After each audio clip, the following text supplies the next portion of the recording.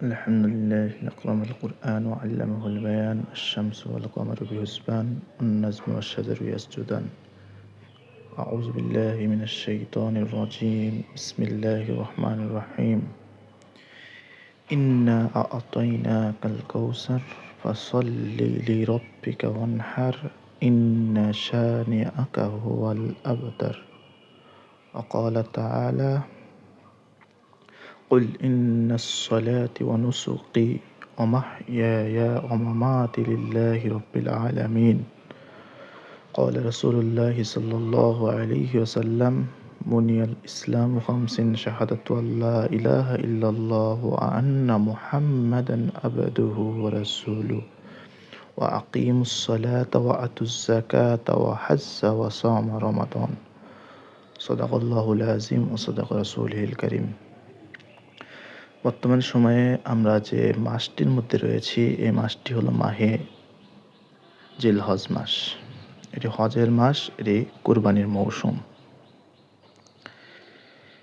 এই মাসে দুটি গুরুত্বপূর্ণ আমল, একটি হজ, একটি কোরবানি।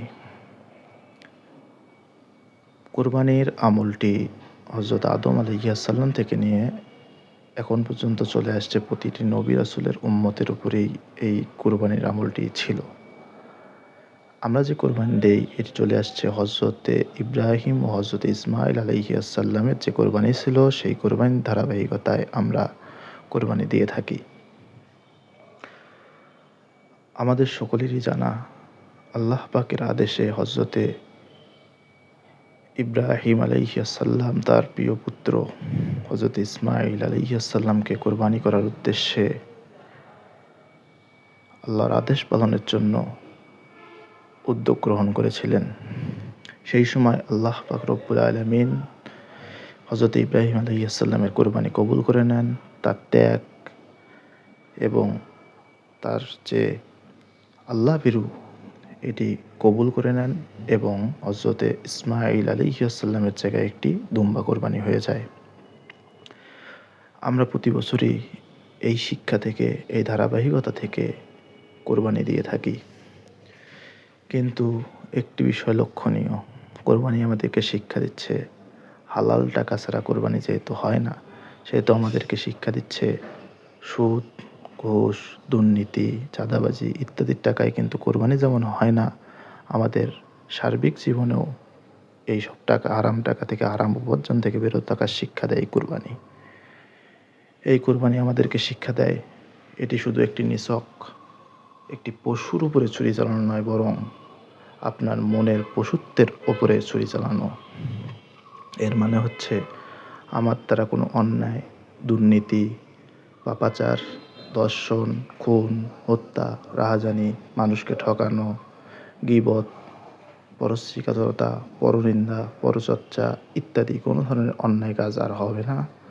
আমি আল্লাহর সামনে আমার নিজের সমস্ত পশুত্ব এবং খারাপ গুণগুলোকে কোরবানি করলাম। এটিই মূলত কোরবানির প্রকৃত শিক্ষা। আমরা অনেক বছর থেকে ধারাবাহিকভাবে কোরবানি দিলেও এর মধ্যে থেকে শিক্ষা নিতে পারি না। এর জন্য আমরা কোরবানি সামনে যারা দিতে যাচ্ছি, কোরবানি থেকে কোরবানির প্রকৃত শিক্ষা নেওয়ার জন্য চেষ্টা করব।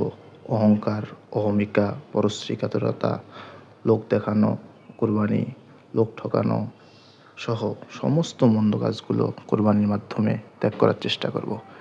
একই সঙ্গে কোরবানির পূর্বেই, প্রতিটি কোরবানির আয়াতের পূর্বে আল্লাহ পাক যেহেতু বলেছেন যে নামাজ এবং তোমার কোরবানি, তাই আমরা চেষ্টা করব 5 ওয়াক্ত নামাজ অবশ্যই পড়ার, কারণ এটি ফরজ ইবাদত। কোরবানি একটু ওয়াজিব ইবাদত। যদি নামাজ না পড়ি তবে কোরবানি হবে না। আল্লাহ পাক আমাদেরকে আমল করার তৌফিক দান করুন।